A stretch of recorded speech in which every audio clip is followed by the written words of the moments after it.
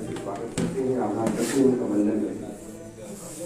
और ये हमारे लिए बहुत ही खुशी की बात है कि हमारे मंदिर सचिव श्री मनमोहन सिंह यादव हमारे दिनेश कुशवाहा जी ने ये सागौन में चुना कि जो परिवर्तन यात्रा आ रही है उसकी जागरूकता हमारे सागौन से शुरू हो।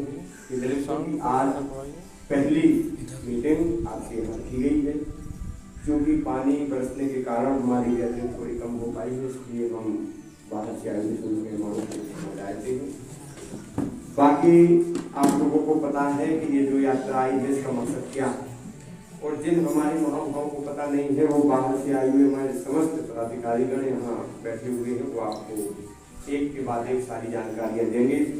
हमारे बुजुर्गों के साथ चाहे वो बैकवर्ड के लोग हों, चाहे माइनॉरिटी के हों, चाहे SC ST के हों, सामंतशाही ताकतों ने तथाकथित लोगों ने किस तरीके से हमारे बुजुर्गों का शोषण किया, कितना परेशान किया, जानवरों जैसी जिंदगी बसर करने पर मजबूर किया, और वो कौन लोग हैं जो यहाँ के मूल्यवासी ही नहीं। यानी हमारे घर में दूसरा आदमी आकर के हमको परेशान कर रहा है, इस विषय पर चर्चा करने के लिए हमारी ये यात्रा चल रही है। जिस तरीके से आपको हम बुंदेलखंडी में एक उदाहरण दें कि सांप कभी बिल्डिंग बनाता, हम और आप सभी देहात के लोग हैं, किसान भाई हम और आप जानते हैं, सांप कभी बिल्डिंग बनाता, वो क्या करता है कि जो चूहे बिल बनाते हैं उसी बिल में घुस जाता है और उन चूहों को खा लेता है और घर पर कब्जा भी कर लेता है। इसी तरीके से विगत 5000 वर्ष पूर्व जो यहाँ आकर के विदेशी लोग रहने लगे हैं, उन लोगों ने हमारे यहाँ हमारे देश में रहकर के हमारे ही महापुरुषों को किस तरीके से परेशान किया, ये उदाहरण अभी हमने जो आपको दिया है, इसी की भांति हमारे बुजुर्गों को, हमारे माँ बाप को, उनके माँ बाप को, परदादाओं को इस तरीके से परेशान किया। इसी सिलसिले में हमारी ये यात्रा, इसके राष्ट्रीय अध्यक्ष माननीय वीएन मातंग जी हैं, और हमारी जो वामसेफ है इसके पूरे विंग जो है इसके राष्ट्रीय अध्यक्ष माननीय वामन मेश्राम साहब, उनको ये दर्द, ये कसक, ये पीस लगी कि मान्यवर हमारे भारत देश के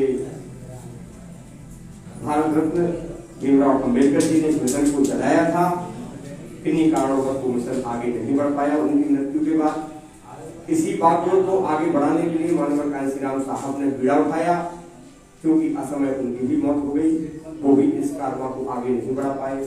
इन सारे महापुरुषों के चले जाने के बाद ये हमारा मिशन रुक सा गया था। तो आज इस भारत देश में गति देने के लिए हमारे बीच में वामन मेश्राम साहब एक अनतनहा ऐसा व्यक्तित्व है कि जो सारे देश के इन बड़े बड़े लोगों से पंगा लेकर के, इनसे लड़ाई झगड़ा लेकर के, और जो भी हमारी समस्याएं हैं वो सदन के सामने रखने की कोशिश करते हैं, और वहां अगर हमारी सुनवाई नहीं होती है तो सुप्रीम कोर्ट में जाकर के वो रखते हैं। जैसे कि अभी आपने सुना होगा EVM का मसला है, आपने सुना होगा कि EVM में गोलमाल होता है, तो उसमें वामन मेश्राम साहब ने सुप्रीम कोर्ट में दायर की, और जो वीवीपैट मशीन जो आपने देखा लगाई गई है, जो हमको पर्ची निकल के दिखती है, ये इन्हीं की एक पहल है।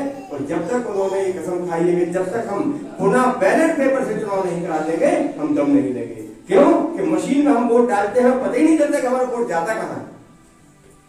हम तो खूब कहीं भी बटन दबाएं, लेकिन जो मशीन में सेटिंग होती है उसके माध्यम से जिस पार्टी को वोट चाहते हैं उस पार्टी को वोट जाता है। हम जो भी आपके बीच के हैं, हम आपका ज्यादा वक्त नहीं रहेंगे, हमारे बीच में हमारे मुख्य अतिथि वगैरह हैं, तो हमारे विजय सर जी, हमारी बहन मीरा जी, और हमारी जो विधानसभा प्रभारी हैं बहन मोनिका वाल्मीकि जी, हमारे माननीय जिलाध्यक्ष बहुजन मुक्ति पार्टी से शब्बीर खान मंसूरी जी, और हमारे जितने भी राष्ट्रीय पिछड़ा वर्ग मोर्चा के जिलाध्यक्ष माननीय दिनेश कुशवाहा जी, हमारे विद्यार्थी मोर्चा से जिलाध्यक्ष हैं जो हमारे बीच में हमारे वकील साहब जनक राम जी, और हमारे गोपी जी, और हमारे समस्त ग्रामवासी जो हमारे बहुजन समाज से भाई बहन इकट्ठे हुए हैं, उनको सबके लिए जय मूल्यवासी। और मैं एक ही बात कहूंगा, ज्यादा नहीं कहूंगा, क्योंकि हमें सुनना है और हमें समझना है। हमारे बीच में ऐसे ऐसे वक्ता बैठे हैं कि अगर हम इनके विचारों पर जरा सा भी गौर कर लिया तो हमारा जीवन सार्थक हो जाएगा। क्योंकि बात आ रही है बाबा साहब की, अभी बहन जी ने बताया, जो बातें हो गई उस पर बात, बस 2 ही बातें मैं कहूंगा। बाबा साहब ने क्या नहीं किया, हमारे लिए बहुत कुछ किया, लेकिन बाबा साहब ने जब करके संविधान सभा में सौंपा था तो उसमें बोला था कि मेरे बहुजन नायकों, हम सबके लिए, ऐसा नहीं कि हम यादव हैं तो कहते हम तो बड़े छत्री हैं, लोधियन ने कहते हम बड़े छत्री हैं, जब तो राव जमाल कोरी करे रंग को कामिया। हम 3643 जातियों में बांट दिए गए और सबको लाने ऐसो कर दो कि जी में सब लोग फूट डाले रहो और लूट कर रहो। लोधियन ने कहते हमारी बहन उमा भारती, यादव ने कहते हमारी साइकिल, अब साइकिल को सत्यानाश, उमा भारती को सत्यानाश, उमा से चलो तो हाथी को सत्यानाश करने वाले 3-4 जने हैं। तो उन 3-4 जनन को चिन्हित करके पहचान लो। जब तक हमें पहचान नहीं होती अपने दुश्मन की, तब तक हम लड़ाई नहीं लड़ सकते। और जब छोटी मोटी लड़ाई नहीं जाग इसके लिए बस 2 ही बातें हैं और तो हमें सुनना है। हमारे पास जैसी भैंस और गाय का दूध होता है, उसको जमाते हैं और जब जमाते हैं तो होड़ से घी निकलता है, ऐसे हमारे पास जो हमारे वक्तागण बैठे उनके पास ऐसी जानकारियां हैं उनके पास कि हम जितनी ले सके उतनी कम है। तो बस एक ही बात कहेंगे हम इसमें कि जोश न ठंडा होने देना कदम मिलाकर चल, जोश न ठंडा होने देना कदम मिलाकर चल, और मंजिल तेरे वक्त चूमेगी आज नहीं तो कल, ओ साथी आज नहीं तो कल। धन्यवाद साथियों।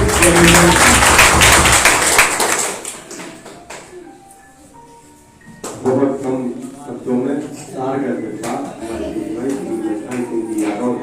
रखी और जो उन्होंने बात की उसमें थोड़ी सी और बात को बढ़ाते हुए कि जब बाबा साहब ने संविधान उस वक्त के राष्ट्रपति महोदय को सौंपा, तब बाबा साहब ने कहा था कि ये दुनिया का सबसे बेहतरीन संविधान है, भारत देश का नहीं, ये दुनिया का सबसे बेहतरीन संविधान है, बशर्ते कि इसको ईमानदारी और निष्ठा के साथ लागू किया जाए।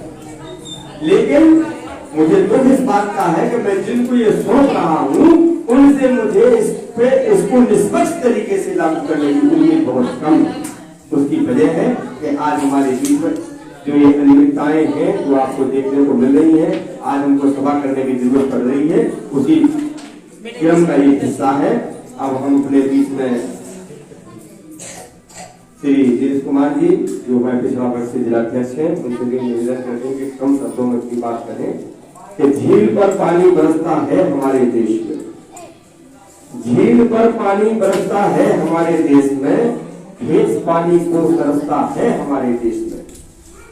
यानी जहां पैसा है वहीं पैसा जा रहा है। जो हमारी लाइन में सबसे पीछे खड़ा हुआ व्यक्ति हमारे देश का गरीब मजदूर, वो ज्यों का त्यों गरीब मजदूर है, वो और गरीब होता जा रहा है, पैसे वाला होता जा रहा है। तो कह रहे हैं कि झील पर पानी बरसता है हमारे देश में, खेत पानी को तरसता है हमारे देश में, राजनेता हाकिमों और पागलों को छोड़कर तुम बताओ कौन हंसता है हमारे देश में, तुम बताओ कौन हंसता है हमारे देश में। धन्यवाद सभी लोगों को। जय मूलवासी, जय। हमारे जिले में विधानसभा में या लाहौर में हमारे वर्मा जी का स्वागत है और मंडल प्रभारी जी वीरेंद्र का भी स्वागत है और हमारे मेहरौनी विधानसभा की बहन मोनिका वाल्मीकि का भी स्वागत है। हमारे जिला अध्यक्ष तफसीर खान मंसूरी का भी स्वागत है। हमारे माननीय मंडल महासचिव मरखान सिंह यादव जी का स्वागत है और सभी हमारे गांव के जिले के और लाहौर के सभी सभाओं का स्वागत है। माता बहनों सबका स्वागत। मैं एक ही बात कहना चाहता हूँ, जैसे कि बाबा साहब की चर्चा चल रही थी, बाबा साहब ने ये कहा है कि मुझे नहीं मानो, मेरी मानो, जो मैंने लिखा है वो मानो। जैसे कि सभी 14 तारीख को सभी लोग जन्म जयंती उनकी मनाते हैं, बहुत सारे पैसे भी खर्च करते हैं और तो एक ही दिन में भूल जाते हैं उनको। लेकिन उन्होंने ये कहा है, मुझे मानने से अच्छा है जो मैंने संविधान में लिखा है वो मानो, मुझे ना मानो, मेरे संविधान में लिखित है वो मानकर चलो। इसी के साथ मैं बात को करता हूँ।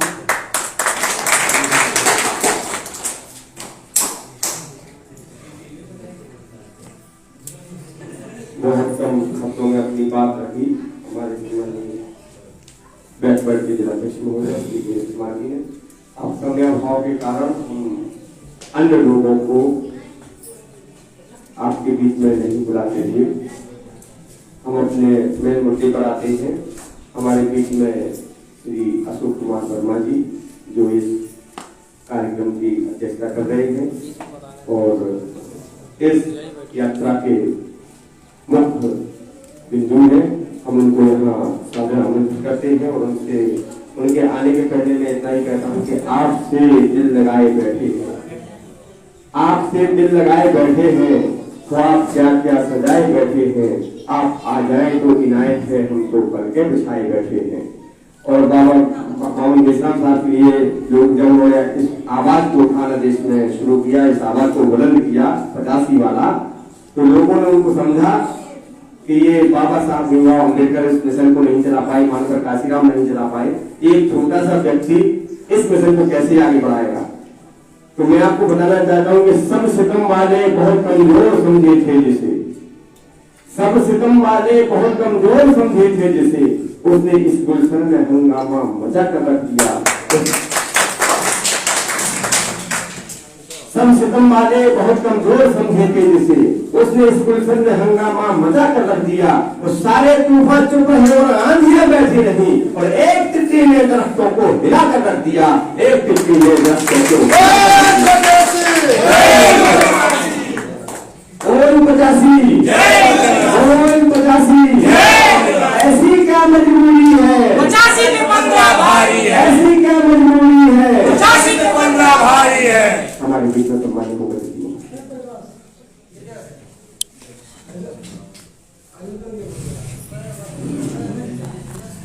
साथियों,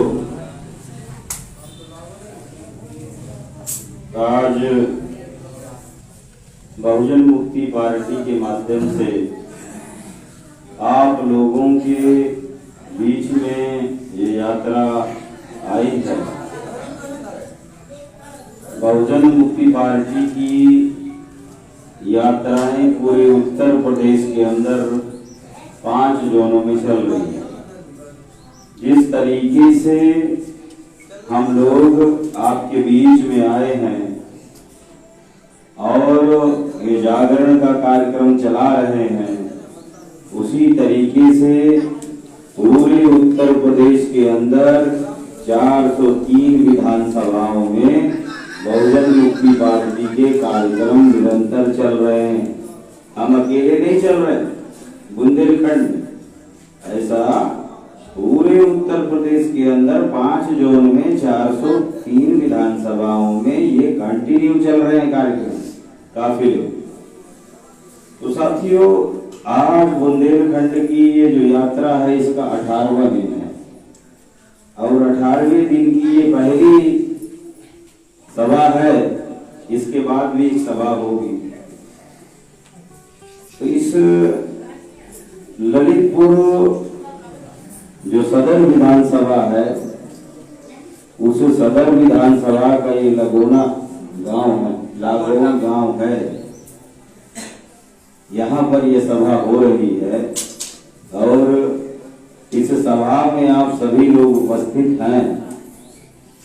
मैं आप लोगों का सभी का तहे दिल से शुक्रिया अदा करता हूँ कि आप लोग अपना कीमती समय निकाल करके ये समाज परिवर्तन जागरण और महाजागरण का जो कार्यक्रम पार्टी चला रही है उसमें आप सहभागी हैं। तो मैं फिर से एक बार सभी लोगों का शुक्रिया अदा करता हूँ।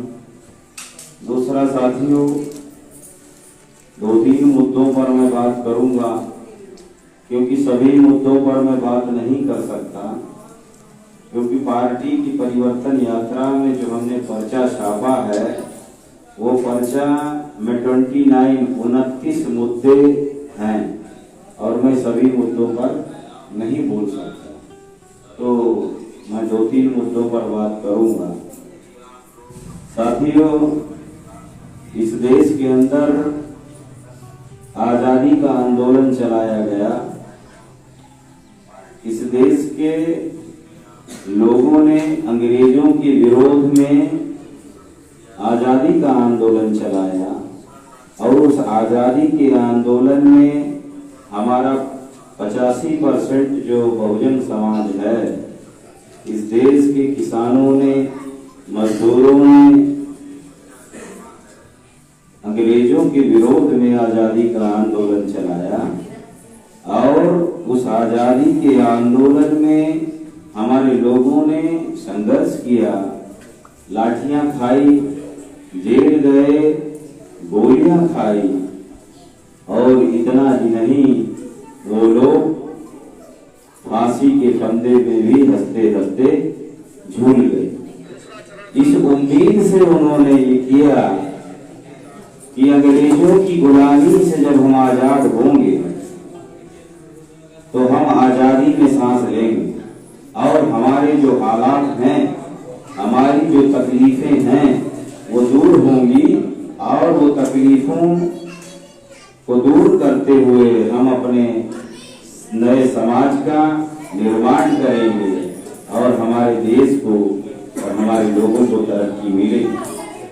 इस उम्मीद से साथियों, इस देश में आजादी का आंदोलन जो चला, अंग्रेज नाम का जो विदेशी है वो तो चला गया और इस देश के अंदर जो कांग्रेस पार्टी के माध्यम से आंदोलन को चलाया जा रहा था, उस आंदोलन को गांधी जी लीड कर रहे थे।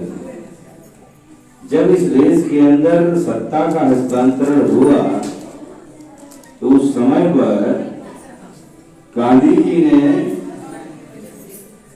माउंटबेटन के माध्यम से गांधी जी को सत्ता का हस्तांतरण हुआ और गांधी जी इस आजादी के अगुवा बने और सारी पावर जो है गांधी जी के पास चली गई। साथियों, 26 जनवरी और गांधी जी ने आंतरिक गवर्नमेंट का पंडित जवाहरलाल नेहरू को इस देश का प्रधानमंत्री बना दिया। 26 जनवरी 1950 को ये देश लोकतांत्रिक देश घोषित हुआ और भारतीय संविधान इस देश की जनता को सौंपा गया और इस देश के अंदर प्रजातंत्र बहाल हुआ। लोकतंत्र का दूसरा नाम प्रजातंत्र है, मालूम है? लोकतंत्र का दूसरा नाम प्रजातंत्र है और संविधान ने प्रजातंत्र को राजा बनाया। ये जो प्रजा का जो तंत्र है, इस देश के अंदर जो प्रजा है, उस प्रजा को संविधान ने राजा बनाया, मालिक बनाया। लेकिन इस देश में कभी भी ये जो हमारे भोले शंकर लोग हैं, SC, ST, OBC माइनॉरिटीज के, कभी इनको बताया ही नहीं गया कि आप राजा हो। 1952 में आम चुनाव हुआ भारत में और जो अंतरिम गवर्नमेंट बनी थी नेहरू जी की, गांधी जी ने वीटो लगा करके नेहरू जी को प्रधानमंत्री बनाया और जब पंडित जवाहरलाल नेहरू इस देश के प्रधानमंत्री बने तो उन्होंने 56% सीटें तत्सम उच्च जाति के लोगों को, अपने जाति के लोगों को उन्होंने दिया पंडित जवाहरलाल नेहरू ने और उनको चुनवा कर संविधान सभा में लेकर के आए।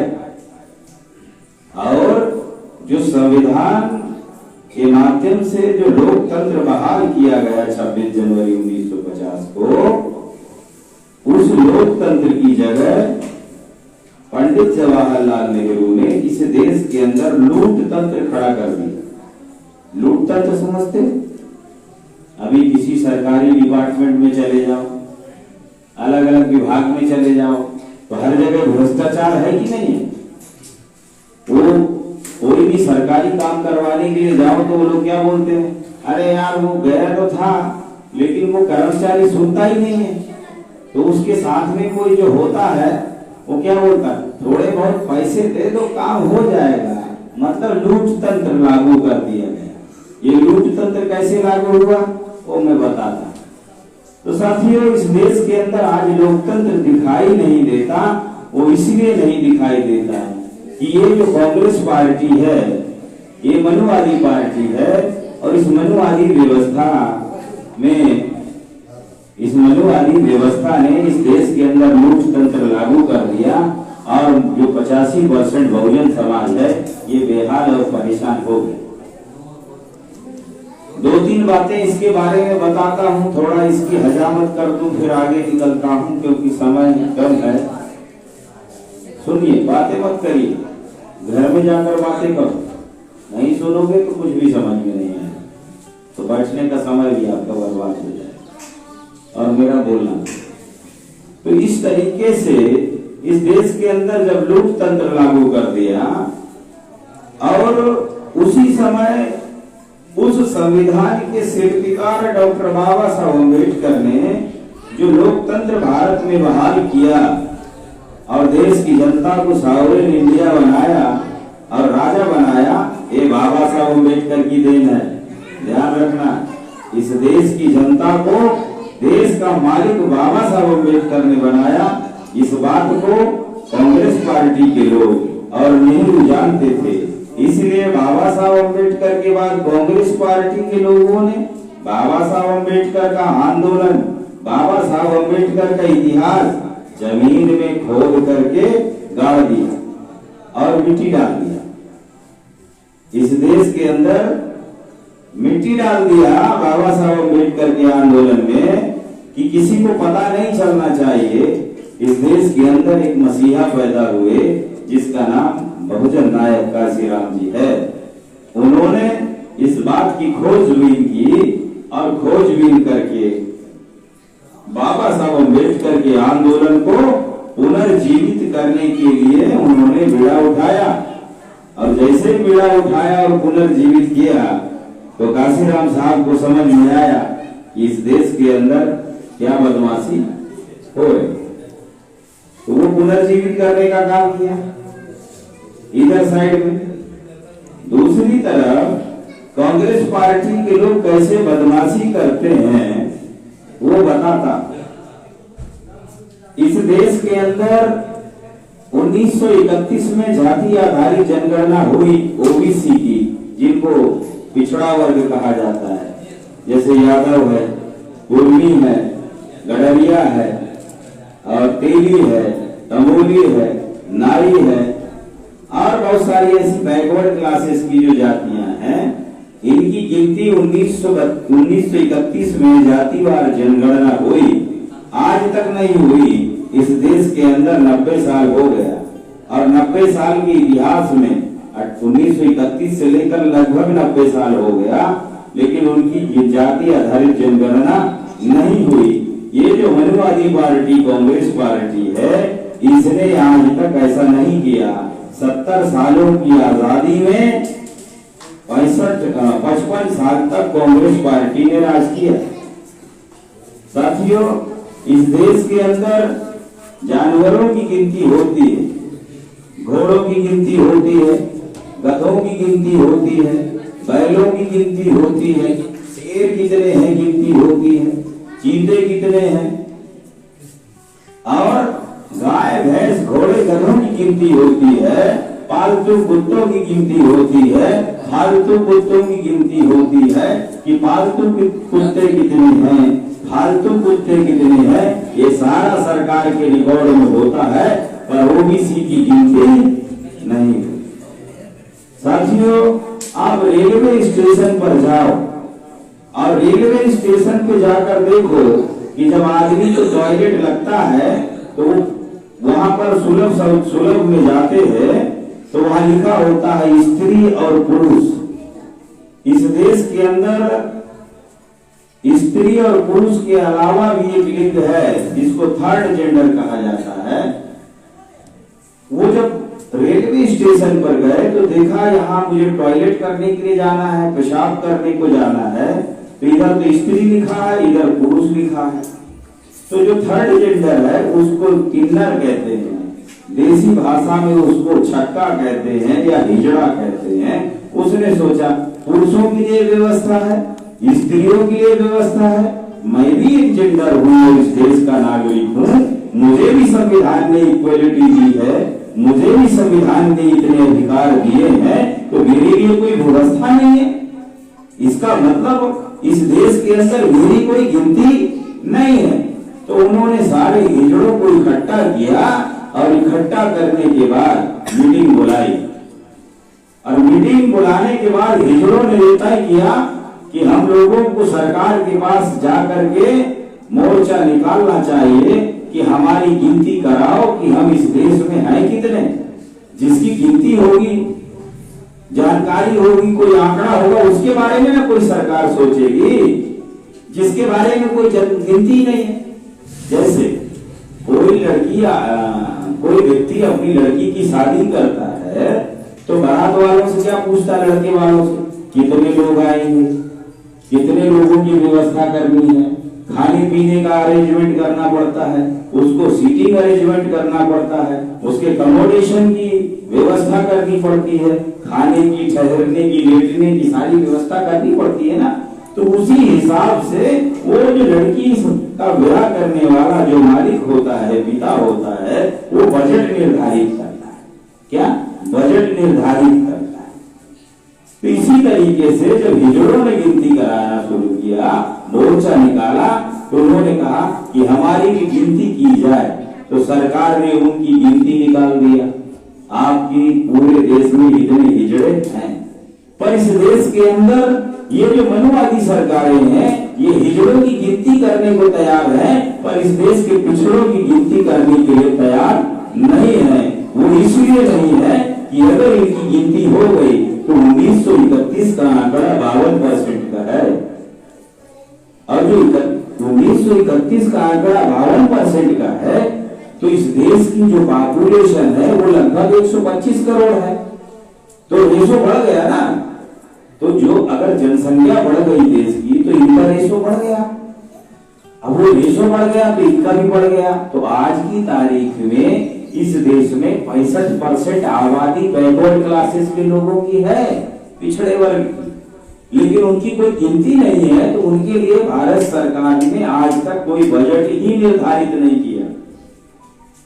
ये कांग्रेस जो पार्टी ने 65 साल राज किया, ओबीसी के लोगों को सिर्फ घंटा बजाने के लिए रखा कि तुम जाओ और मंदिर में घंटा बजाओ, और इसके अलावा तुमको कुछ नहीं करना है, सिर्फ एक काम करना है।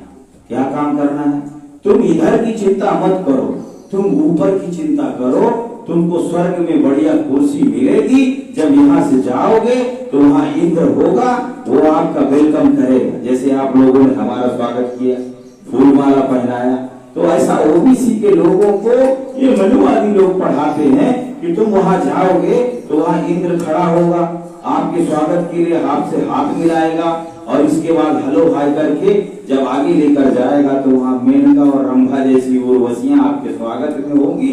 वहां बड़े बड़े फ्लैट खुले होंगे स्वर्ग में। इसलिए यादव जी, कुर्मी जी, पाल जी, आप यहाँ की चिंता मत करो, आप अगर अपना कर्म बनाओ और स्वर्ग की टेंशन करो, हक और अधिकार की बात मत करो।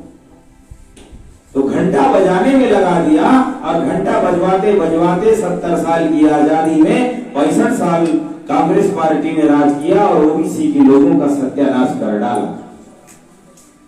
अभी सेंट्रल गवर्नमेंट नरेंद्र मोदी जी के नेतृत्व में चलती है, और वो सेंट्रल गवर्नमेंट में जो बैठे नरेंद्र मोदी जी प्रधानमंत्री हैं इस देश के, उन्होंने 4 दिन पहले बयान दिया कि ओबीसी की जाति आधारित गिनती नहीं की जा सकती। ओबीसी की जाति आधारित गिनती नहीं की जा सकती। तो बिहार के जो मुख्यमंत्री नीतीश कुमार हैं, उन्होंने कहा कि सेंट्रल गवर्नमेंट को, केंद्र सरकार को ओबीसी की जाति आधारित गिनती करने के लिए सोचना चाहिए, विचार करना चाहिए। बिहार के अंदर लालू प्रसाद यादव की पार्टी जो आरजेडी है, वो आरजेडी का नेता अभी इस समय पर तेजस्वी यादव है, और तेजस्वी यादव ने कहा कि गाय बैल की गिनती हो सकती है तो ओबीसी की गिनती क्यों नहीं हो सकती। साथियों, ये बात क्यों बताना जरूरी है वो मैं बता रहा हूं, वो समझने की जरूरत है। बाबा साहब अम्बेडकर ने जब के आंदोलन को काशीराम जी ने पुनर्जीवित किया तो उस समय पर उन्होंने नारा लगाया और कहा, वोट हमारा राज तुम्हारा नहीं चलेगा, नहीं चलेगा। इसके बाद उन्होंने नारा दिया काशीराम साहब ने, जिसकी जितनी संख्या भारी उसकी उतनी हिस्सेदारी। ये कांग्रेस के लोगों को पता चल गया कि काका कालेलकर कमीशन का जो रिपोर्ट आया है, अगर इसको लागू कर देंगे तो जिसकी जितनी संख्या भारी उसकी उतनी हिस्सेदारी का सिद्धांत लागू हो जाएगा, और ओबीसी की जाति आधारित गिनती के आंकड़े अगर आ जाएंगे तो इनके डेवलप करने के लिए हमको बजट देना पड़ेगा, और अगर ये डेवलप हो गए तो संख्या के अनुपात में ये लोग ज्यादा हैं, इस देश की व्यवस्था पर इनका कब्जा हो जाएगा। ये चल रहा था उनके दिमाग में। दूसरा, बाबा साहब अम्बेडकर ने इस देश के लोगों को राजा बनाया, लेकिन हमारे लोगों को समझ में नहीं आया, क्योंकि हमारे लोगों का जो दिमाग है वो हजारों साल से हमारे लोगों के दिमाग से काम नहीं लिया गया। ये जो SC ST OBC माइनॉरिटीज के लोग हैं, इनके दिमाग से काम नहीं लिया गया, इनके शरीर से काम लिया गया, इसलिए इनके शरीर ज्यादा चलते हैं, दिमाग कम चलता है, क्योंकि दिमाग का एक्सरसाइज तो हुआ नहीं। तो दिमाग में क्या जंग लग गया, जंग लग गया। तो ये लोग ज्यादा मेहनत करने पे यकीन करते हैं, कहते हैं नमक रोटी खाएंगे, अपनी मेहनत की खाएंगे। ये नहीं कहते हैं कि हम दिमाग भी चलाएंगे और दिमाग से भी कमा कर खाएंगे। अरे काम तो काम है भाई। तो इस तरीके से जब जिनके वो शरीर के अंदर इनकी गुण पैदा हो गया कि ये मेहनत पर ज्यादा दिमाग लगाते हैं, दिमाग अपना चलाते नहीं है। अभी कहेंगे कि हमारे पास तो दिमाग है, हम तो बच्चे पैदा करते हैं, हम मेहनत करते हैं, खाना खाते हैं, जिंदगी जीते हैं। अरे ये तो कॉमन बातें है, ये तो कोई भी समूह में रहकर सीख जाता है, ये मानव समूह में रह करके सीख जाता है। लेकिन क्या आपने अपने डेवलपमेंट के लिए कुछ सोचा? अपने समाज के डेवलपमेंट के बारे में सोचा? इस देश के बारे में सोचा? नहीं सोचा। क्या सोचा? सुबह को क्या खाया था और अभी शाम को क्या खाना है, बस इतना ही सोचा। तो इस तरीके से हमारे लोगों को इसके बारे में जानकारी नहीं थी। इन मनुवादी पार्टियों को पता था, तो काशीराम साहब को जानकारी जब हुई और उन्होंने नारा ये दिया, तो उस समय पर ये जो डॉक्टर बाबा साहब अम्बेडकर ने आपको हथियार दिया, इस देश के बहुजनों को वोट डालने का अधिकार जो दिया, ये एक धारी तलवार थी। ये क्या थी? एक धारी तलवार थी। जब ये चलती थी तो ये नीचे को ही चलती थी। काशीराम साहब ने जब नारा दिया कि वोट हमारा राज तुम्हारा नहीं चलेगा, नहीं चलेगा, तो दूसरी तरफ ऊपर साइड में भी इसकी धार लगाना शुरू कर दिया, और जिसकी जितनी संख्या भारी उसकी उतनी हिस्सेदारी। ये बहुजनों जाग जाओ, और तुम संविधान में सबको इक्वलिटी है, सबको समान अधिकार है, तुम लोग अपना अधिकार लेने के लिए, अपनी हिस्सेदारी लेने के लिए तैयार हो जाओ। ये काम किया। जैसे ही ये लोगों के अंदर चेतना पैदा हुआ, काशीराम साहब ने जब ये आंदोलन चलाया, बहुजन आंदोलन, तो चेतना पैदा हुई और धार लगना शुरू हो गई। तो काशीराम साहब को ये कांग्रेस पार्टी के लोगों का चरित्र मालूम था, तो उन्होंने कहा कि ये सांपनाथ है, ये कांग्रेस जो है ये सांपनाथ है। जब सांपनाथ काटता है तो जहर धीरे धीरे चढ़ता है। और बीजेपी को कहते थे ये नागनाथ है, नागनाथ जब डसता है तो आदमी 2-4 घंटे में ही तमाम हो जाता है, पानी भी नहीं मांगता है, 2-4 घंटे में ही तमाम हो जाता है उसका। ऐसा वो कहते थे। एक बदमाशी ये कांग्रेस पार्टी ने किया ओबीसी के लोगों के साथ। दूसरा, इस देश में कांग्रेस पार्टी ने नारा दिया, इंदिरा गांधी प्रधानमंत्री थी, और प्रधानमंत्री होने के नाते उन्होंने एक बात कही, गरीबी हटाओ। गरीबी हटाओ का नारा कांग्रेस ने दिया, और 2009 आते आते इस देश के अंदर सेन गुप्ता कमेटी का रिपोर्ट आया, वो सेन गुप्ता कमेटी की रिपोर्ट में यह आया कि इस देश के अंदर 83 करोड़ लोग भूखमरी और अधभूखमरी की कगार पर पहुंच गए हैं। तो 2009 में आप लोग बात मत नहीं, हम इनको सुन लेते हैं फिर हम बोलेंगे ना। आप लोग बात मत करिए। आपको पता है कितना कीमती टाइम लगाकर यहाँ आए, आपके लिए आए। तो सेन गुप्ता कमेटी का जो रिपोर्ट आया उसमें यह था कि 83 करोड़ लोग भूखमरी और अधभूखमरी की कगार पर पहुंच गए हैं। तो 2009 में जो सरकार थी, केंद्र की कांग्रेस की सरकार मनमोहन सिंह के नेतृत्व में, उन्होंने पार्लियामेंट के अंदर एक बिल लेकर के आए जिसको फूड सिक्योरिटी एक्ट कहते हैं, खाद्य सुरक्षा बिल। जो फूड सिक्योरिटी एक्ट और खाद्य सुरक्षा बिल है, तो उन्होंने कहा 83 करोड़ लोग मर रहे हैं, भूखे मर रहे हैं। तो कांग्रेस पार्टी ने कहा हम आपको भूखे नहीं मरने देंगे, आपको राशन की दुकान में आपको गारंटी के साथ राशन मिलेगा और खाने के अनाज मिलेगा, हम आपको मरने नहीं देंगे, पर हम आपको मोटा भी नहीं होने देंगे। क्या कहा? हम आपको मरने नहीं देंगे, हम आपको मोटा भी होने नहीं देंगे, आपको इतना जिंदा रखेंगे कि आप अपनी 2 टांगों से चल करके जब चुनाव आएगा उस समय पर आप स्कूल के चुनाव बूथ तक जाओगे और वहां हमको खाली वोट देकर चले आओगे, इतना हम आपको जिंदा रखेंगे। इस बात की हम गारंटी देते हैं और इसलिए हम आपके लिए फूड सिक्योरिटी एक्ट जो है वो लागू करते हैं, खाद्य सुरक्षा बिल कानून पारित किया। अब मेरा सवाल ये है कि कांग्रेस पार्टी की 55 साल तक सरकार रही, इंदिरा गांधी ने नारा लगाया गरीबी हटाओ का, 2009 आते आते गरीबों को ही हटा दिया और खुद ही खाद्य सुरक्षा बिल कानून भी लागू किया। मेरा सवाल ये है, सरकार तुम्हारी, सत्ता तुम्हारी, देश का खजाना तुम्हारे नियंत्रण में, सब कुछ आपके पास होने के बाद भी आप जो है लोगों के लिए आपको खाद्य सुरक्षा बिल बनाना पड़ रहा है। इसका मतलब ये है कि आपका जो चरित्र है वो संदिग्ध है, आपकी करनी और कथनी में अंतर हो गया है। जो आप कहते हो और जो आप करते हो उसमें कोई अंतर नहीं है। इसीलिए काशीराम साहब कहते थे ये सांपनाथ है, ये सांपनाथ है, धीरे धीरे काटता है और डसता है। एक तो ये हो गया, कांग्रेस के बारे में समझ में आया, ये हो गया। फिर कुछ दिनों के बाद सांपनाथ ने कहा नागनाथ को, ए नागनाथ देखो मैं डसते डसते अभी थक गया हूँ, मेरा जहर कम हो गया है, मेरे दांत पुराने हो गए हैं, ए नागनाथ अब तुम मेरी जिम्मेदारी को संभालो और तुम डसना शुरू करो। तो 2009 में बीजेपी के माध्यम से देश में प्रधानमंत्री पद के लिए नरेंद्र मोदी जी को प्रोजेक्ट किया गया।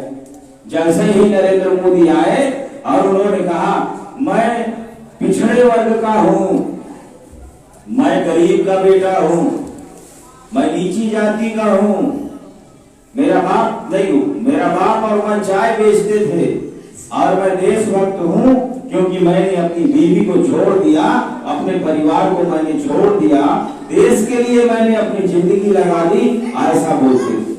हमारे लोगों ने कहा अरे रे रे रे देखो कितना त्यागी पुरुष है, कितना महापुरुष है, देश के लिए इसने ऐसा कर दिया। तो हमारे लोगों ने कहा हाँ। फिर उसने कहा, नरेंद्र मोदी जी ने कहा ए देश के लोगों, अगर आपने मेरे हाथ मजबूत कर दिए और दिल्ली में अगर सरकार बनाई, मैं आपको 15-15 लाख रुपया दूंगा, ऐसा मोदी जी ने कहा। तो लोगों ने इस देश में नारा लगाया और कहा हर हर मोदी घर घर मोदी, हर हर मोदी घर घर मोदी, ऐसा नारा लगाया लोगों ने। मैं एक गांव से जा रहा था, वहां छोटे छोटे बच्चे नारा लगा रहे थे हर हर मोदी घर घर खोदी। खोदने का मतलब समझते हो?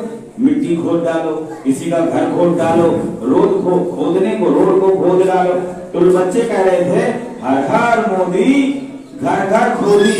ये किसी के घर के अधिकारों को बचा छोड़ने वाला नहीं है, प्रत्येक नागरिक के अधिकारों को ये खोद डालेगा, ऐसा उसका सेंस बनता है जो बच्चे नारा लगाते थे। तो इस तरीके से जब सांपनाथ ने नागनाथ को किया तो इस लोगों ने कहा ये बहुत बड़ा देशभक्त आ गया है, देखो ये हमारी रक्षा करेगा। लोगों ने वोट दिया और इन लोगों ने केंद्र सरकार में का चुनाव जब हुआ 2009 में ईवीएम से सेटिंग किया और देशभक्ति का नारा लगा करके इस देश के प्रधानमंत्री नरेंद्र मोदी बन गए। अब उन्होंने कहा अरे हमने तो कहा था कि 15-15 लाख रुपए देंगे, जिता भी थी, अब क्या करें। तो उन्होंने कहा ए देश के लोगों जाओ और अपना खाता खुलवा लो। लोगों ने कहा मोदी जी ने कहा था देखो 15-15 लाख अब मिलने वाले हैं क्योंकि खाता खुलवाने के लिए बोल रहे। तो वो क्या किया, लाइन लगा करके हमारे लोग उधर गए और उन्होंने खाता खोला। फिर क्या बोला, ये जीरो बैलेंस का खाता है, ये जीरो बैलेंस का खाता है, थोड़ा पैसा डालो। तो लोगों ने क्या किया, किसी ने कर्जा लिया और किसी ने मजदूरी किया और वो खाते में पैसा डाला। इसके बाद मोदी जी आए टीवी पर और पता क्या बोलते, देश पर अभी संकट आ गया है, बहुत ज्यादा आर्थिक मंदी आ गई है, सभी लोगों को राष्ट्र निर्माण के लिए योगदान करना होगा। जब राष्ट्र निर्माण, देश निर्माण का योगदान करना होगा तो उन्होंने क्या किया, सबके खाते से किसी से 100, किसी से 200, किसी से 400 रुपए काट लिया। तो क्या हुआ, इनको मालूम था कि जनता से कुछ मिलने वाला तो है नहीं, तो इनका थोड़ा थोड़ा काट लो, क्योंकि ये भूत लोग हैं, भाग रहे हैं, इधर उधर भटक रहे हैं अपने अधिकारों के लिए। तो ऐसा करो, भागे भूत की लंगोटी को खींच लो, क्योंकि जब भूत भागता है और पकड़ में ना आए तो उसकी लंगोटी अगर पकड़ में आ जाए तो खींच लेना चाहिए। तो इन लोगों ने लोगों की लंगोटी भी खींच ली। इसके बाद मोदी जी जैसे ही सेंट्रल गवर्नमेंट में आए, सबसे पहले उन्होंने सुप्रीम कोर्ट में एफिडेविट दिया। सुप्रीम कोर्ट में एफिडेविट दिया, हलफनामा दायर किया, एफिडेविट नहीं दूसरी तरह हलफनामा दायर किया कि ओबीसी की जाति आधारित गिनती नहीं करानी चाहिए। ऐसा किया उन्होंने। और इस देश के अंदर जो डिपार्टमेंट है सरकारी, उनको बेच दिया, रेलवे को बेच दिया, एयरपोर्ट को बेच दिया, बंदरगाहों को बेच रहे हैं, इस देश की बड़ी बड़ी नवरत्न कंपनियों को बेच रहे हैं, भेल को बेच रहे हैं, रेल को बेच रहे हैं, बालकों को बेच रहे हैं, डालकों को बेच रहे हैं, सबको बेच रहे हैं। क्यों? इस देश की संपत्ति को निजीकरण कर रहे हैं, क्योंकि रिजर्वेशन सरकारी विभागों में होता है, प्राइवेट जगह पर रिजर्वेशन नहीं होता। एससी एसटी ओबीसी और माइनॉरिटीज के हक अधिकारों पर डाका डालने का काम किया। इसके बाद केंद्र में जैसे ही सरकार आने के बाद इन्होंने प्रस्ताव लेकर आए और इन्होंने कृषि कानून बनाया, भूमि अधिग्रहण। जो कृषि कानून बनाया, एग्रीकल्चर का जो कानून लेकर के आए, उसमें किसान आज भी दिल्ली में धरने पे बैठे हैं 7 महीने से, और इस देश के किसानों की लड़ाई लड़ रहे हैं। और वो लड़ाई जो है 7 महीने से मोर्चे पर बैठे हैं बेचारे, 500 लोग उस मोर्चे में मर चुके हैं। क्यों? इन लोगों ने कॉन्ट्रैक्ट फार्मिंग लेकर के आए, ठेकेदारी में खेती होगी, ठेकेदार सरकार की तरफ से चुनकर आएंगे। जैसे रोड का कोई ठेका ले लेता है तो वो टोल वाला बैठा रहता है, वो टोल गेट आपने देखा होगा, गाड़ी को हिलने नहीं देता है जब तक पैसे नहीं ले लेता। क्यों? उसने ठेका लिया है सरकार से, सरकार नहीं चला रही, वो कॉन्ट्रैक्ट पे सरकार ने किसी पूंजीपति को दे दिया है, किसी व्यापारी को। उसी तरीके से सरकार आपकी जमीन की पैमाइश करेगी और इसके बाद कॉन्ट्रैक्ट फार्मिंग में आपकी जमीनों को दे देगी और कहेगी कि आपको ये उगाना है। और इसके बाद जब वो फसल उग जाएगी और फिर इसके बाद वो व्यापारी आपकी सस्ते से सस्ते दाम में वो जमीन, वो फसल को खरीदेगा। और फसल को खरीदने के बाद क्या करेगा? अपने स्टोर पर लेकर जाएगा और जो 10 रुपए की चीज आपसे खरीदा है वो 110 रुपए में फिर बाजार में ला करके आपको ही बेचेगा। अब हमारी 10 रुपए की चीज जो खरीदेगा वो बाजार में हमको ही 110 की बेचेगा। हमारे लोगों के पास इतना पैसा नहीं होगा कि परिवार चला ले, कि खेती का खर्चा झेल ले।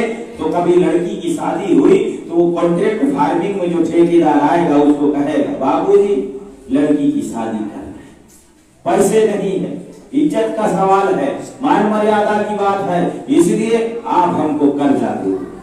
और ठेकेदार कहेगा दे देते, ब्याज पर वो हमारे किसान को पैसा देगा और इसके बाद वो पैसा और ब्याज चढ़ता रहेगा चढ़ता रहेगा चढ़ता रहेगा। कुछ दिनों के बाद कहेगा अरे फलाने तुमको पैसा दिया था, मेरा पैसा लौटाओ दो। बोलेगा बाबूजी पैसा नहीं है, क्योंकि परिवार चलाने से ही फुर्सत नहीं मिलती है घर के खर्चों से। तो वो ऐसा कहेगा ऐसा करो तुम मेरा पैसा नहीं दे सकते हो, कोई बात नहीं, चिंता मत करो, मैं तुमको एक रास्ता बताता। वो कहेगा क्या? वो कहेगा कि ये जो तुम्हारी जमीन है अभी ये हमारे नाम करवा दो और जो बचा अगर हमारी तरफ बचता है तो हमसे ले लो और तुम्हारी तरफ बचता है तो जमीन दे दो और बचा हुआ बाद में हिसाब कर लेंगे जब तुम उस खेत में मजदूरी करो। तो जो खेत का मालिक है 4 बीघा 5 बीघा 10 बीघा 15 बीघा 20 बीघे का मालिक है या उससे ज्यादा का है, आने वाले समय में इस तरीके से ये लोग इस देश की जमीनों को हड़प लेंगे और हड़पने के बाद जो किसान जो जमीन का मालिक था कुछ समय के बाद साल 2 साल 4 साल में वो किसान अपनी ही जमीन में नौकर बन जाएगा। ये है प्लान। ये जो नागनाथ सरकार दिल्ली में बैठी है ना बीजेपी की, ये है, इसीलिए वो किसान दिल्ली में बैठे हैं, शौक के लिए नहीं बैठे। 7 महीने से 500 से ज्यादा लोग वहां पर शहीद हो चुके हैं उस मोर्चे के अंदर। मैं धन्यवाद करता हूं सिख भाइयों को, उन किसानों को सल्यूट करता हूं कि आज भी वो अपने अस्तित्व को नागनाथ दस्ता है तो पानी नहीं मांगता। दूसरा, उत्तर प्रदेश के अंदर समय नहीं है इसलिए मैं जल्दी थोड़ा बता रहा हूं। उत्तर प्रदेश के अंदर अभी 18 तारीख को योगी आदित्यनाथ जी, ये जो नागनाथ यूपी में बैठा हुआ है, इन लोगों ने भी कानून बनाया जिसके 2 बच्चे होंगे उसको राशन कार्ड मिलेगा और 2 बच्चों से जिसके नौकरी मिलेगी, 2 बच्चों से ज्यादा जिसके बच्चे हैं उन लोगों को कुछ भी नहीं मिलेगा। मतलब अरे बच्चे तो हमारे हैं, SC ST OBC के बच्चे, लोगों के पास बच्चे पैदा करने के अलावा कोई काम धंधा भी नहीं होता है क्योंकि इनके पास व्यापार नहीं है, बड़े बड़े बिजनेस नहीं है, ये मजदूरी करने वाले लोग हैं, भोले वाले लोग हैं, ये अपनी संख्या पर यकीन रखने वाले लोग हैं क्योंकि ये सामूहिक रूप से जीने वाले हैं, इसलिए इनकी संख्या ज्यादा है, इनके बच्चे हैं, किसी के 4 है 5 है 6 है, किसी ने ज्यादा कुछ मेहनत कर लिया तो 7 8 9 10 भी कर लेता है। ये तो प्रकृति की देन है, ये नेचर है, नेचर बढ़ रही है तो क्या दिक्कत है। इन्होंने कहा नेचर को भी काट दो, जिसका 2 होगा उसको देंगे, जिसको 2 नहीं होगा 2 से ज्यादा होगा उसको नहीं देंगे। मतलब हमारे लोगों को व्यवस्था से खदेड़ दो, जो सुविधाएं हैं अब 2 से 3 वाले को नहीं मिलेगी। मतलब आपको आपके हाथ पांव को काट दिया, आपको सिस्टम से बाहर निकाल दिया। ये नागनाथ सरकार उत्तर प्रदेश के अंदर, ये जो बाबा बैठा है ना वो खतरनाक है, इसको ये मत सोचना है साधु महात्मा, ये साधु महात्मा नहीं है, ये साधु का तो खाली चोला वोला डाले हुए, क्योंकि साधुओं का काम सरकार चलाना नहीं है, सरकार इस देश की जनता को चलाना चाहिए, जो नेता है उनको चलाना चाहिए। तो इसलिए साथियों इस तरीके से ये नागनाथ सरकार ये कर रही है और सब कुछ सत्यानाश हमारे लोगों का होता चला जा रहा है और इस देश के अंदर कोई बचने वाला नहीं है, क्योंकि इस देश के अंदर पूंजीवाद को लागू कर दिया गया है। अमीर और अमीर होता जाएगा, गरीब और गरीब होता जाएगा और इस देश के अंदर खाई पैदा होती है। ये जो कांग्रेस पार्टी और बीजेपी है, इन्होंने 2009 में बाइपोलर सिस्टम को लागू किया, द्विदलीय संसदीय जनतंत्र, एनडीए और यूपीए। छोटी छोटी जो राजनीतिक पार्टियां जो क्षेत्रीय लेवल की हैं उनको अपने पीछे लगा लिया और उन नेताओं का चरित्र भी उन्होंने वैसा ही बना लिया। ऐसा चरित्र बनाने के बाद इन लोगों ने क्या किया, हमारे समाज के अंदर इन पार्टियों के माध्यम से, इनके नेताओं के माध्यम से जुर्म हो रहा है, जास्ती हो रही है, अत्याचार हो रहा है, बलात्कार हो रहे हैं, सरेआम मर्डर हो रहे, डकैतियां हो रही है और हमारे अधिकारों को भी छीना जा रहा है। लेकिन हमारे समाज के जो जिनको हमने नेता बनाया, हमारे लोगों ने जिनको नेता बनाया, उन लोगों ने आवाज उठाने का कोई काम नहीं किया। हमारे नेताओं का चरित्र बदल गया, हमारे नेताओं का चरित्र बदल गया। जैसा वो लोग करते हैं वैसा अब हमारे नेता लोग करने लगे हैं और हमारे नेताओं की कथनी और करनी में अंतर आ गया है। कथनी और करनी में हमारे नेताओं की अंतर आ गया है और इतना ज्यादा हो गया है कि अब वो समाज में वोट लेने के समय पर आते हैं और वोट लेने के समय पर आने के बाद हाथ दिखाई तक नहीं देते कि 5 साल कहाँ रहते। ये समझने की जरूरत है। तो गांव में, देहात में, शहर में एक बात कहने को आती है कि हाथी के जो दांत हैं वो दिखाने के कुछ और है और खाने के कुछ और है। हाथी के जो दांत है वो दिखाने के कुछ और है और खाने के कुछ और है। ऐसा हो चुका है साथियों। क्यों? क्योंकि हमारे नेताओं को इन मनुवादी पार्टियों ने खसी कर दिया। खसी समझते हो? गांव में जब किसी बैल को जोता जाता है तो वो जो बैल होता है उसको पहले खसी किया जाता है, बदिया किया जाता है, खसी किया जाता है, इसके बाद उसको जोतने के काम किया जाता है। पर वो जो है बैल की जिंदगी में फुल स्टॉप लग जाता है, वो आगे कुछ भी करने लायक नहीं रहता है, खाली जोतने के काम ही आता है। तो हमारे समाज में जो नेता पैदा हुए उन नेताओं को इन मनुवादी पार्टियों ने और हमारे लोगों की जो पार्टियां हैं इन लोगों को सबको खसी कर दिया गया है, तो दिया कर दिया गया है। अब ये किसी काम के नहीं है। इनके सामने ही हमारे समाज में अत्याचार होता है, सरेआम बलात्कार होते हैं। अभी हाथरस की एक घटना सुना होगा कि समाज की एक लड़की थी, उसको ठाकुर जाति के लोगों ने लगभग उसके साथ ठाकुर जाति के लोगों ने बलात्कार किया और उस लड़की को बाद में मार दिया, उसकी जीभ काट दी, हॉस्पिटल में मरवा दिया।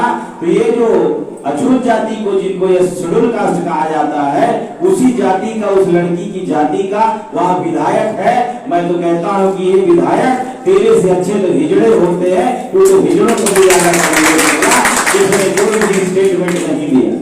और उसको मैं ये भी कह रहा हूँ कि अगर मेरी आवाज उस तक पहुंच जाए तो चुल्लू भर पानी में डूब के मर जा, तुझे ऐसी कुर्सी पर बैठने का तेरा कोई मतलब बनता नहीं है, क्योंकि तुम्हारे अंदर रीढ़ विहीन नेता होगा। रीढ़ विहीन नेता जानते हो? अगर ये शरीर होता है ना, ये बॉडी होती है, बॉडी, अगर वो बॉडी से, शरीर से रीढ़ की हड्डी निकाल दी जाए तो क्या वो खड़ा हो सकता है शरीर? तो ये जो हमारे समाज के नेता है, जिनको हम लोग, हमारे लोगों ने नेता बनाया, ये रीढ़ विहीन नेता है। ये खड़े नहीं हो सकते, इनकी रीढ़ की हड्डी निकाल दी गई। एक तो ये है। उस लड़की को रात को जबरदस्ती पुलिस प्रोटेक्शन में ले जाकर के जला दिया गया और ये लोग कहते हैं हम हिंदू हैं। मैं कहता हूं कि हिंदू धर्म के मानने वालों और ये हिंदू हो, अगर हिंदू धर्म में रात को मुर्दे को नहीं जलाया जाता है, ऐसी मान्यता है कि नहीं? रात को मुर्दे को जलाया नहीं जाता, उसको रख दिया जाता है। जब दूसरे दिन सूर्य उदय होता है तो उसका संस्कार किया जाता है। हाँ, तो इस तरीके से वो संस्कार किया जाता है। तो इन लोगों ने रात को ही उस लड़की के माँ बाप को उसका जो डेड बॉडी है, मृत्यु शरीर है, उसको सौंपा नहीं और उसको जला दिया, उसको जला दिया। अभी जिला पंचायत और नगर पंचायत, क्षेत्र पंचायत के चुनाव हुए, ग्राम प्रधानी के, उसमें दीपा लोधी नाम की, लोधी जाति की एक लड़की थी। सवर्णों ने चुनाव जीता और जीत करके बैंड बाजा बजाया, गाना बाजा और उस लड़की को कहा नाचो। दबंगई की वजह से उस लड़की ने ग्लानि महसूस की और उसने जाकर के अपने घर में फांसी लगा दी। साथियों, ये बात, ये नागनाथ कैसे डस रहा है वो बताओ। अभी ये जो नागनाथ सरकार बैठी है उत्तर प्रदेश के अंदर, 5 सालों में अभी तक 2500 से ज्यादा एनकाउंटर हो चुके हैं ओबीसी के और एससी के लोगों के। ओबीसी और एससी के लोगों के 2500 एनकाउंटर हो चुके हैं इस सरकार के अंदर। रिकॉर्ड बोल रहा हूँ, दस्तावेजी लगभग अब तो 2500 से ज्यादा हो गया होगा। जानते हो क्यों हो रहा है? ये हमारे लोगों को समझ में नहीं। जो प्रतिकार लोग करने वाले लोग हैं, उन लोगों को इन लोगों ने एनकाउंटर करके मार दिया, गुंडा घोषित किया, अलग अलग केस लगाए और इसके बाद एनकाउंटर किया। तो साथियों, इस तरीके से ये जो सरकार है उत्तर प्रदेश में बीजेपी बेटी बचाओ और बेटी बचाओ और बेटी पढ़ाओ का नारा लगाकर आई थी। आज ये लोग बेटी बचाओ और बेटी पढ़ाओ के नारे लगाने के बाद ये सबसे ज्यादा बलात्कारी इन्हीं के लोग निकल रहे हैं।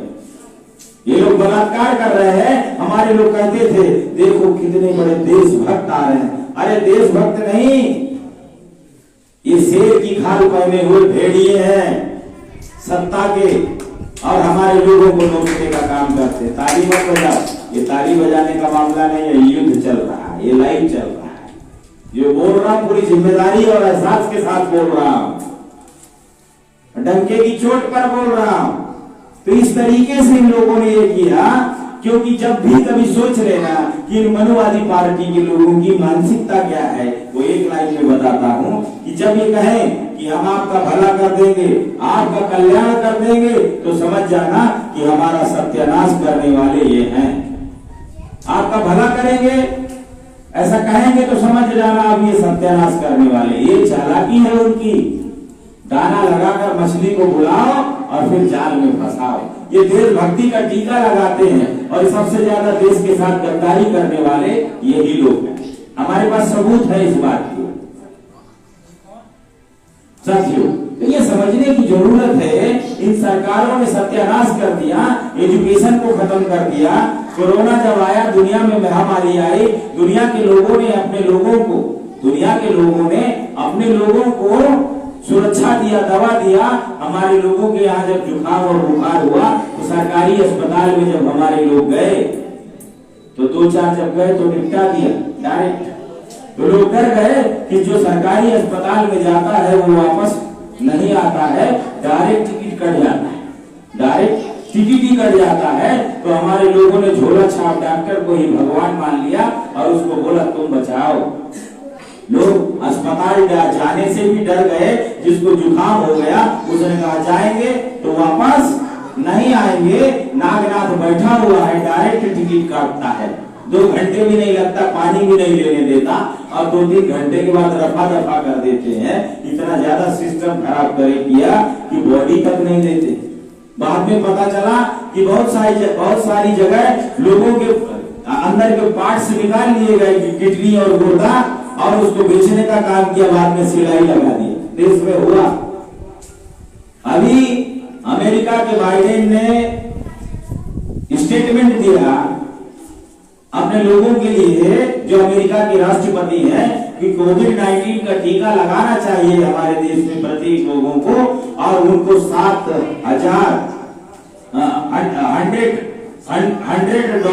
दिए देना चाहिए। $100 का मतलब 70 रुपए का डॉलर है, तो एक आदमी को 7,000 रुपए की मदद भी करनी चाहिए, ऐसा उसने घोषणा किया। करंट रिपोर्ट है, मेरी गाड़ी में पड़ा होगा, पढ़ लेना। तो इस तरीके से वो लोग कर रहे हैं, ये इस देश को लूट रहे हैं। बड़ी बड़ी पूंजीपतियों को, कंपनियों को बुला करके हमारे सत्यानाश का प्रोग्राम बना दिया है, और इस तरीके से ये करते करते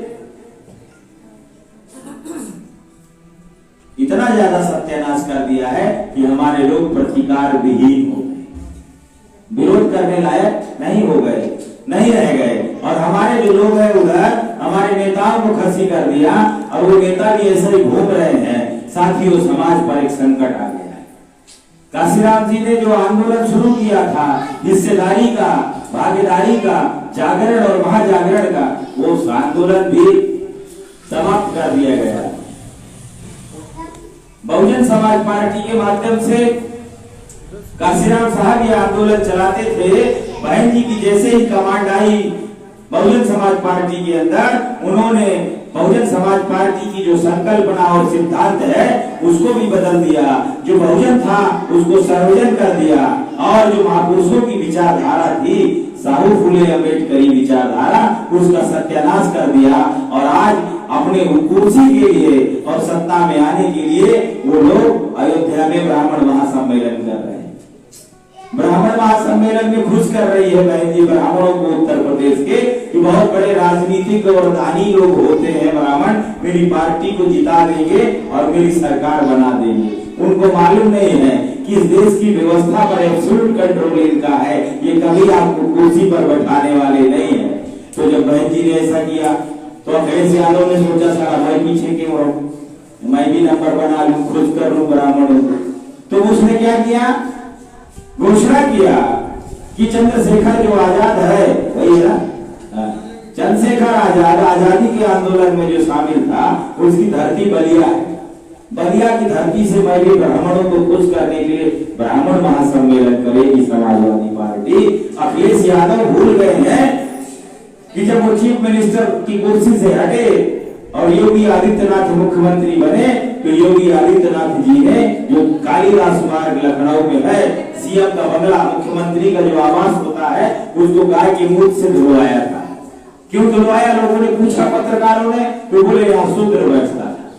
अखिलेश यादव तुम्हारी औकात इन्होंने बताई, फिर भी तुम इनके पिछड़कू बने हुए हो। अरे तुम ब्राह्मण महासम्मेलन करते हो, क्या तुम्हें बहुजन सम्मेलन नहीं करना चाहिए था इस देश के अंदर, प्रदेश के अंदर? बहुजन समाज के लोगों को आधार बना करके तुमने पार्टियां बनाई, इनके वोट बैंक को लेकर के तुम्हारी पार्टियां जीत कर सत्ता में आई और आज इनकी आपको जरूरत नहीं है, इन पर आपको भरोसा नहीं रह गया।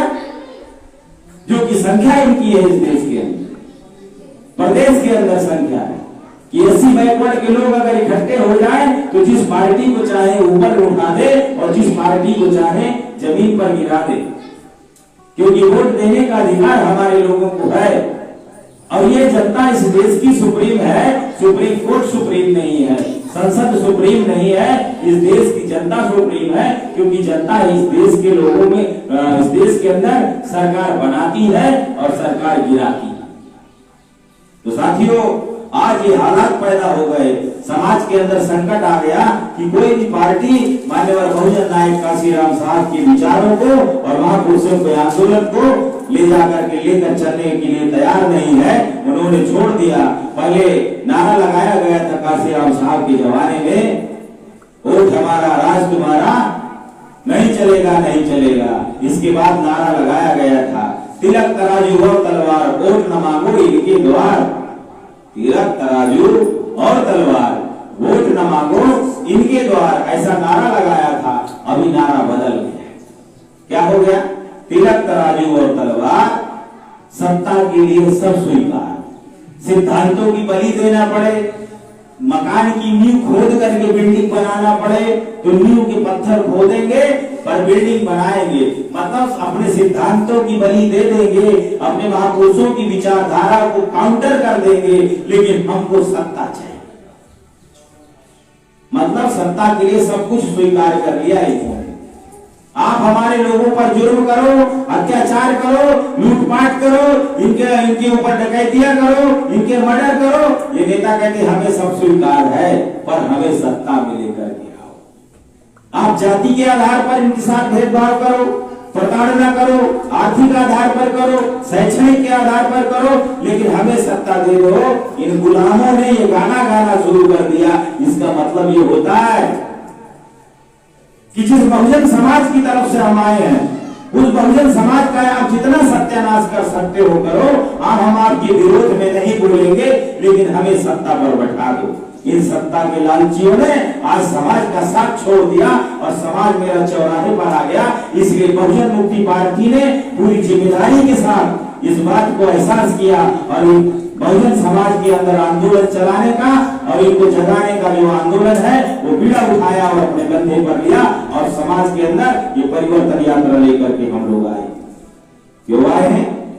हम जगाने आए हैं, सुलाने नहीं, जगाने आए हैं और लोगों को चालाक बनाने के लिए आए। 1 घंटे से जो बता रहा है तुमको चालाक बनाने, चालाक बनो।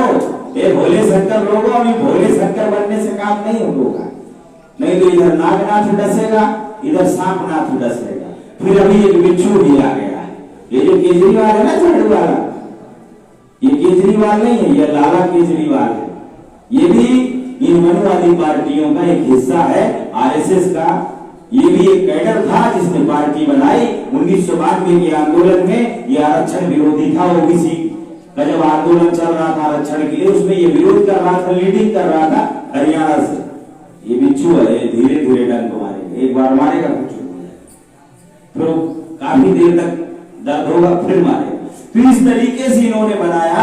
इसीलिए साथियों मैं ये कहने आया हूं कि इस देश के अंदर संकट आ चुका है और बाबा साहब अम्बेडकर ने जो आपको संवैधानिक अधिकार वोट का दिया वो खतरे में, संविधान खतरे में है और इस देश को और संविधान को बचाना आपके हाथ में है।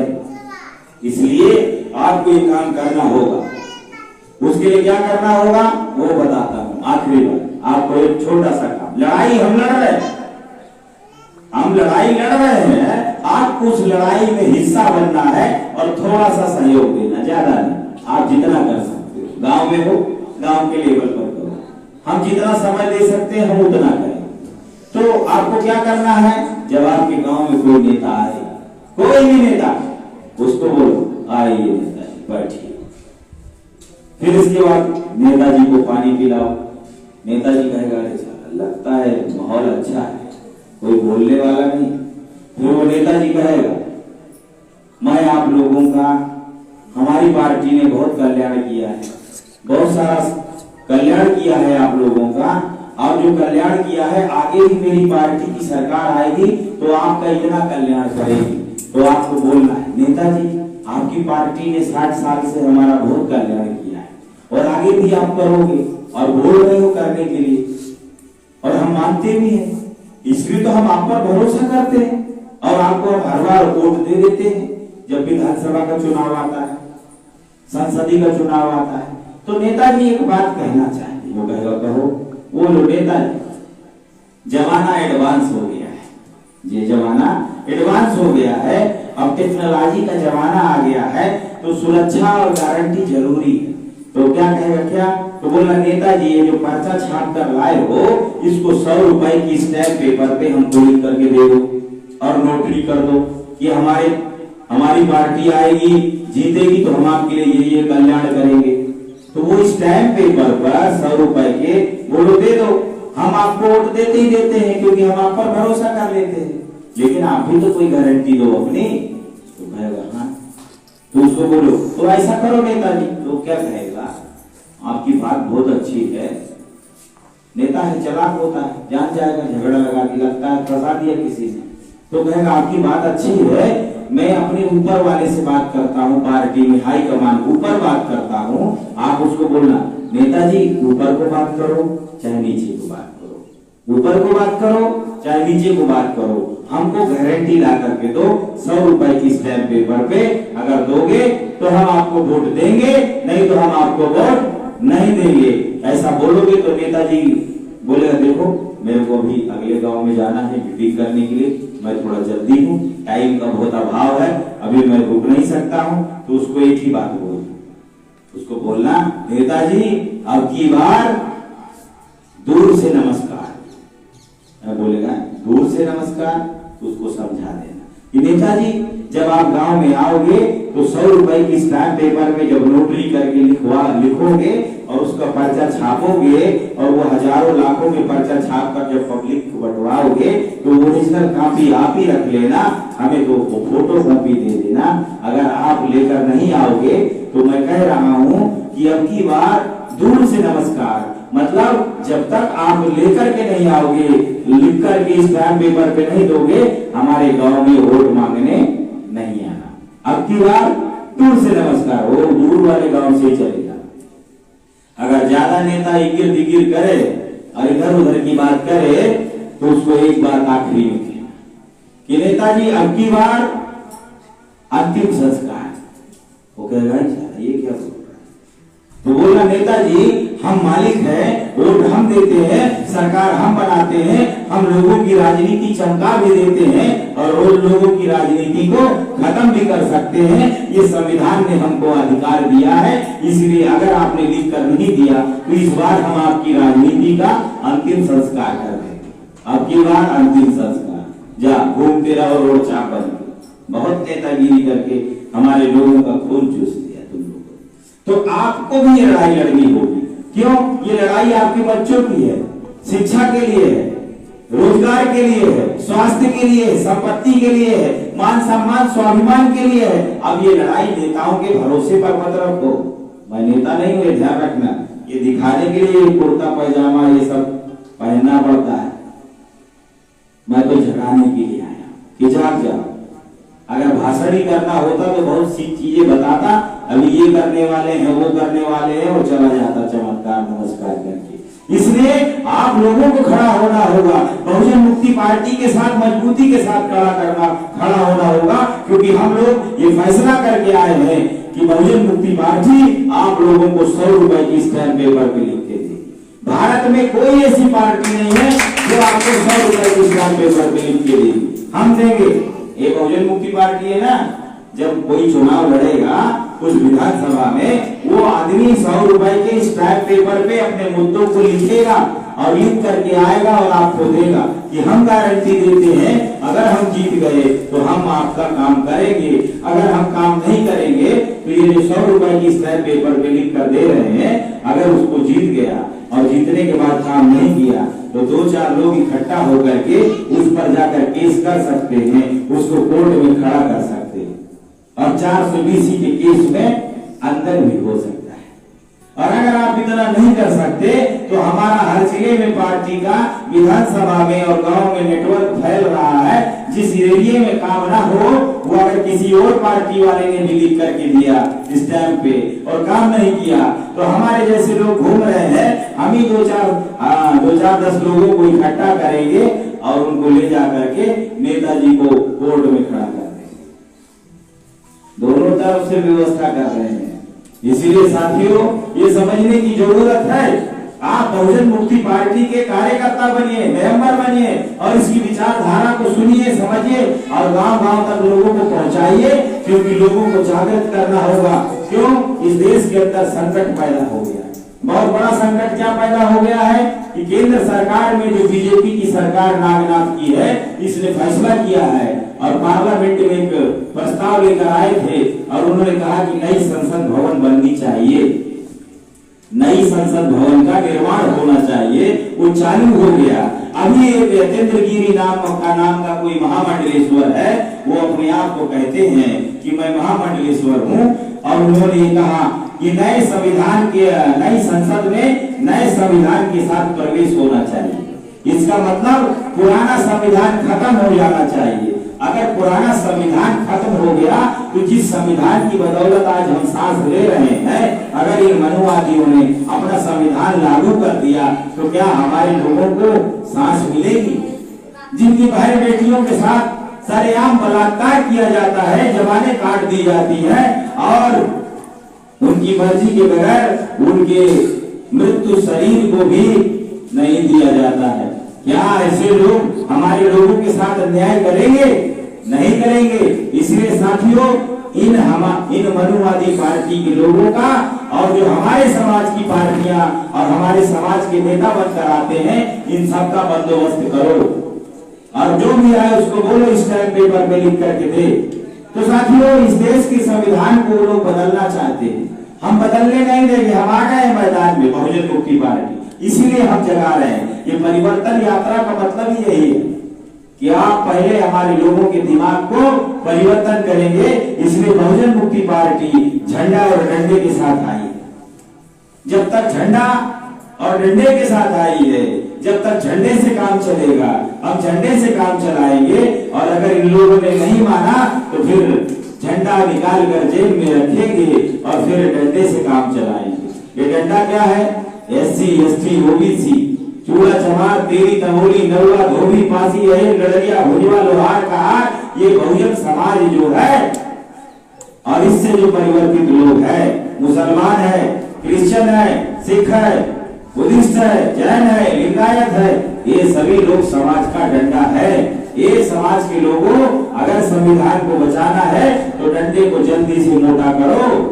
अगर जितना ज्यादा डंडा मोटा होगा, हो सकता है चलाने की जरूरत ना पड़े, दिखाने से ही काम हो जाए। इसलिए ज्यादा से ज्यादा लोगों में बहुजन मुक्ति पार्टी को पहुंचाओ और इन लोगों को बताओ कि बहुजन मुक्ति पार्टी के क्या मुद्दे हैं, क्या कह रही है, वो जागृत करो। वरना संविधान अगर खत्म हो गया तो हमारी दास्तान भी नहीं मिलेगी दास्तानों में, क्योंकि जो भारतीय संविधान है ये हमारे पुरखों के 25,000 सालों का निचोड़ है संघर्ष का। हमारे पुरखों के 28,000 सालों के संघर्ष का निचोड़ है ये भारतीय संविधान। अगर ये चला गया तो बहुजन समाज की आत्मा खत्म हो जाएगी, क्योंकि बहुजन समाज की आत्मा इस संविधान के अंदर बसती है। साथियों, इसे बचाना होगा और किसी भी परिस्थिति के लिए तैयार रहना होगा, और उसकी हम तैयारी कर रहे हैं। काशीराम साहब कहते थे कि मैं बैलेट की तैयारी कर रहा हूं और अपनी आजादी को हासिल करने के लिए अगर बैलेट से काम नहीं चला तो हम साथ साथ हम बुलेट की तैयारी भी कर रहे हैं, ऐसा काशीराम साहब कहते थे, और हम अपनी आजादी को हासिल करके रहेंगे।